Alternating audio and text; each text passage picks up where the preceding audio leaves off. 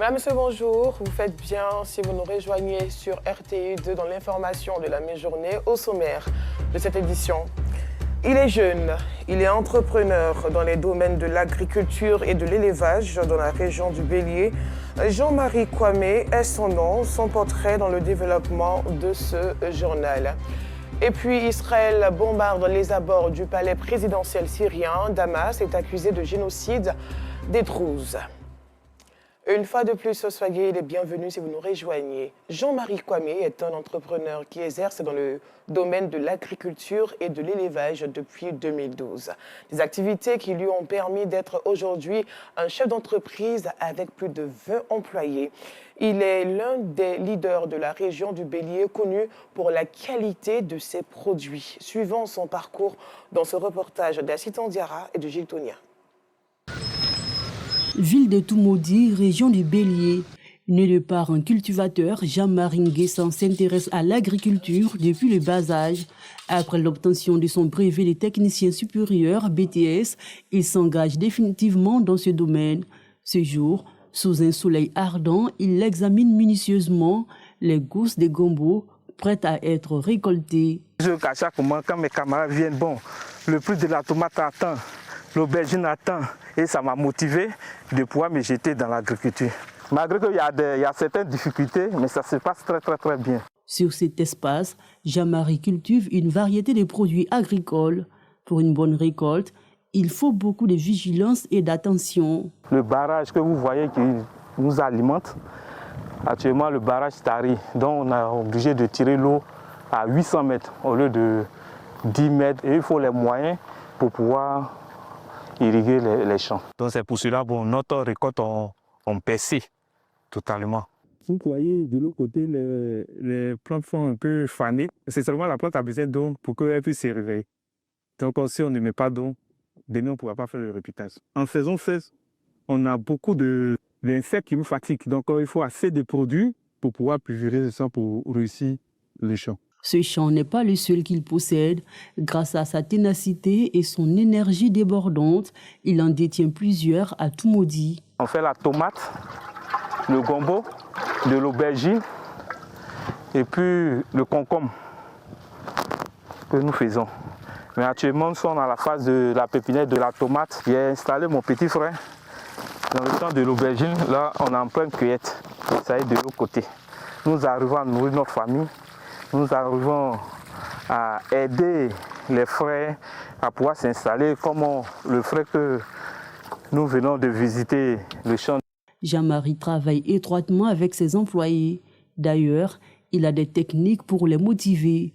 Ils ont leur champ et le patron est là. Donc, si tu laisses pour le patron, si le patron paie, est-ce qu'il peut subventionner pour ces jeunes? Donc, du coup, ils sont obligés de se mettre à la tâche pour travailler pour le patron et en profiter pour faire pour eux. Dans les champs, même en absence de Jean-Marie, ses employés travaillent avec acharnement et dévotion. À chaque récolte, il peut donner des primes pour celui qui travaille bien. Ça nous encourage à vraiment travailler. Il a installé une ferme à ma guise, il m'a donné un champ. Il faut dire qu'après le baccalauréat, ça n'a pas été facile. Après plusieurs tentatives de concours, ça n'a pas marché. Je l'ai approché, ça fait environ 3 ans maintenant que nous travaillons ensemble. Après la récolte, les produits sont transportés à son domicile où les clients les achètent en gros. Jean-Marie négocie les prix de la marchandise avec cette cliente. Je suis venue acheter le gombo et la tomate. Nous sommes entendus, mais bon, tout doucement, doucement. Chacun gagne pour lui un peu. Je connais le monsieur, ça fera bientôt 5 ans. Monsieur, franchement, il est top pour moi. Il est courageux, il emploie des jeunes.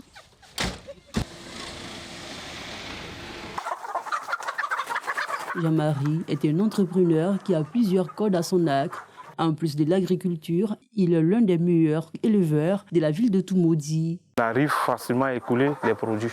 La ferme peut me rapporter environ 2 millions comme bénéfice par mois. Le bénéfice qu'on gagne au niveau de la tomate, et on investit ici. Et quand ici commence à aller un peu, on remet de l'autre côté. Et c'est comme ça qu'on travaille. C'est en 2012 que Jean-Marie se lance dans l'élevage de volailles sans aucune expérience. Quelques mois plus tard, il en paie les frais. J'ai aimé l'élevage par le biais de mes amis. Chaque vacances, je partais l'aider à vendre ses poulets. Et c'est à la suite de cela que je me suis initié dans l'élevage. Les premières tentatives, ça n'a pas été du tout facile. Il y a eu assez de mortalité et l'agent qui était avec moi ne pouvait plus accéder à pouvoir prendre des poussins. J'ai été coqué par mes soeurs et leur mari. À la suite de cela, ils m'ont soutenu un peu financièrement. Dévoué et persévérant, il ne perd pas de temps pour se relancer. Je me suis engagé avec 1,5 million. J'ai loué un local. Et à la suite de cela, c'est là que je suis venu demander cette portion de terre de 2 hectares et j'ai commencé à construire un peu. Au fur et à mesure que les affaires marchent, sincèrement, les poulets sont appréciés. Chaque année que je fais les poulets, chaque fête, tout le monde vient se ravitailler ici. Je n'ai pas encore eu de difficultés de vente. C'est que les produits sont très bien. Aujourd'hui, ces volailles s'achètent comme des petits pains dans la région du Bélier et même au-delà. Nous avons des hybrides et les pondeuses. Il y a des particuliers qui viennent chercher ici et nous livrons à Yamsokro, Kékan. Pour la PAC, on a pris environ 5000 sujets. Le parcours de Jean-Marie inspire ses employés. Il est bien avec nous, il est cool, il est sympathique. Le travail aussi, franchement, il m'apprend beaucoup de choses. Il y avait des élèves même qui venaient ici de temps en temps pour l'apprentissage et autres. Quand d'autres viennent me demander où est ton frère, je dis non, c'est pas mon frère, c'est mon patron. Bon, d'autres sont étonnés tellement qu'il est cool. Jean-Marie Nguessan, l'entrepreneur hors pair, est un maillon essentiel dans l'employabilité des jeunes de la région du Bélier. La persévérance, la dévotion et l'abnégation sont ses maîtres mots. Un reportage encourageant qui montre le réveil des jeunes Ivoiriens. Hier, 1er mai, le monde a célébré le travailleur. C'était également un jour de bilan et de revendication pour les centrales syndicales.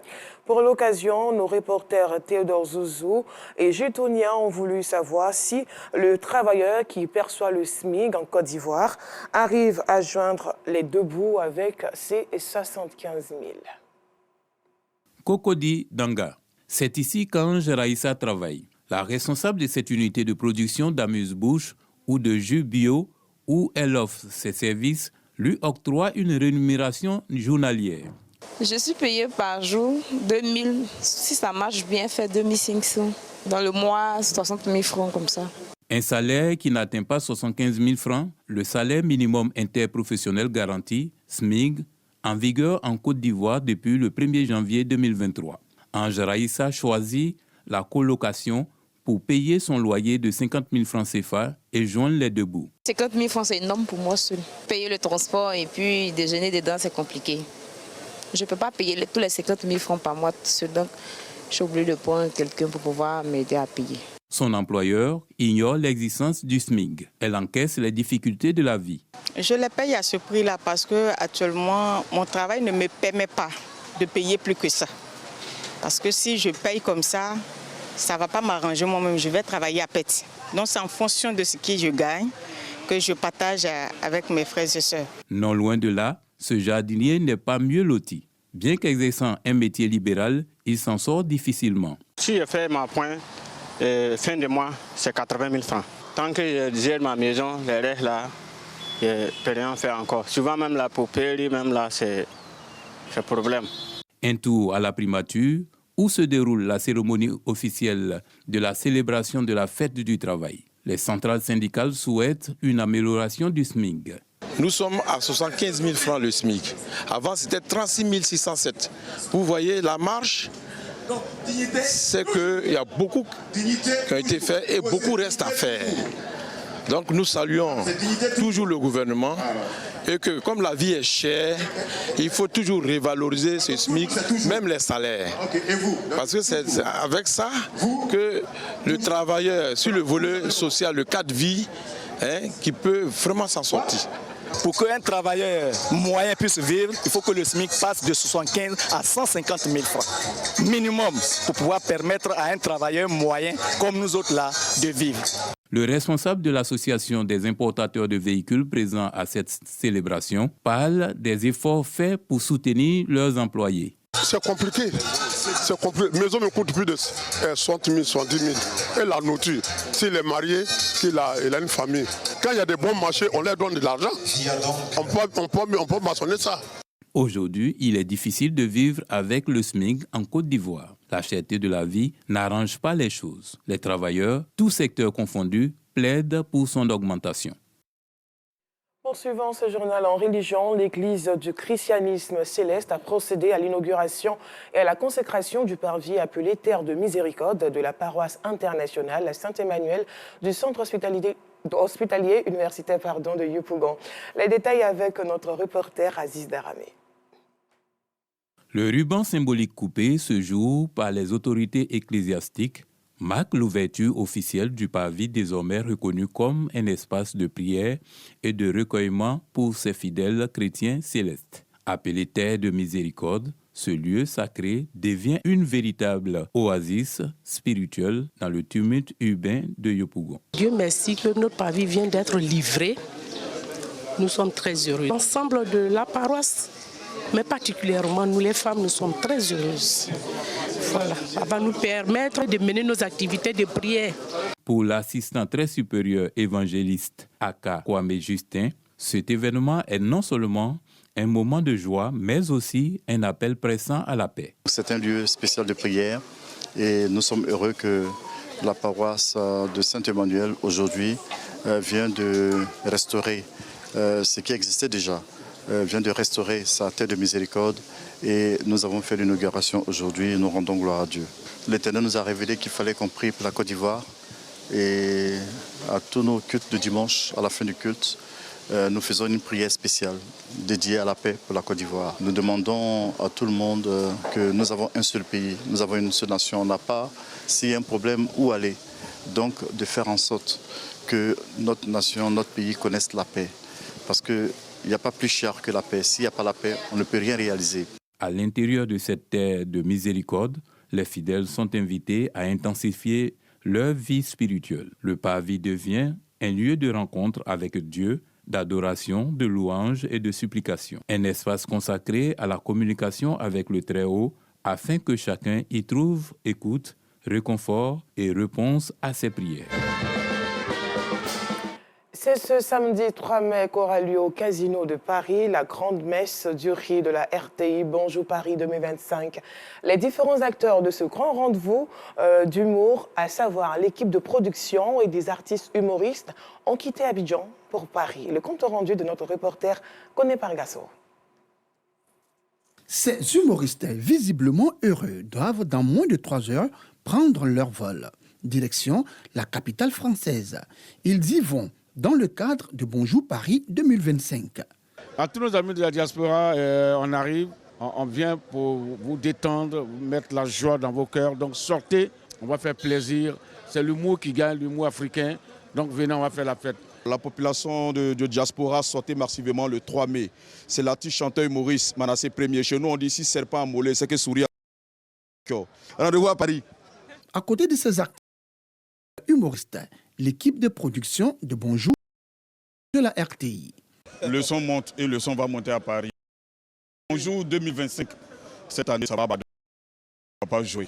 Avant le décollage, une petite pause à l'espace Corsaire, l'un des partenaires de Bonjour Paris. Et quand sonne l'heure du décollage, ces artistes gardent toujours leur sérénité et surtout leur enthousiasme de donner le meilleur d'eux afin d'assurer un spectacle féerique et plaisant. Cette 5e édition, faut-il le rappeler, va se tenir au Casino de Paris ce samedi 3 mai à partir de 19h. Après quelques heures de vol, humoristes et équipes de production sont enfin à Paris. Ils sont accueillis à l'aéroport d'Orly en France par le producteur délégué de l'émission, une délégation du personnel de l'ambassade de Côte d'Ivoire en France et par des partenaires. L'ambiance est phénoménale.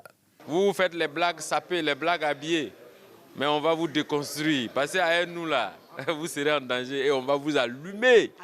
Oui, maman. J'ai vu le Camerounais avec comme le Congolais là, ils sont où? C'est pas possible. Je les ai vus. C'est pas possible. Non, ils ont fui, je leur ai dit que... C'est une illusion, ils ne peuvent pas se trouver ici. Non, ils savent ça. Quand ils m'ont vu, là voilà. Attends.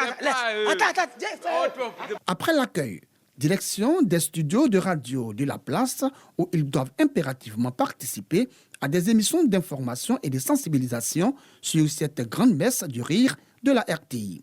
Je vous invite à venir nombreuses pour Bonjour Paris parce qu'avec Bonjour Paris, on s'éclate toujours. Soyez présents à l'événement, ça sera trop bien. C'est l'événement à ne pas rater, les absents, comme on dit, auront tort. Oui, je serai avec vous.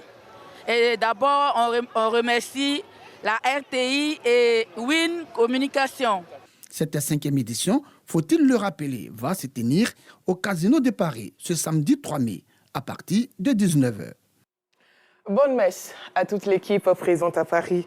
À l'international, Israël a mis sa menace à exécution contre la Syrie en bombardant ce vendredi autour du palais présidentiel à Damas après que le chef de la minorité druze, protégé par le pouvoir israélien, a accusé le pouvoir du nouveau président syrien Ahmed al-Shara de génocide.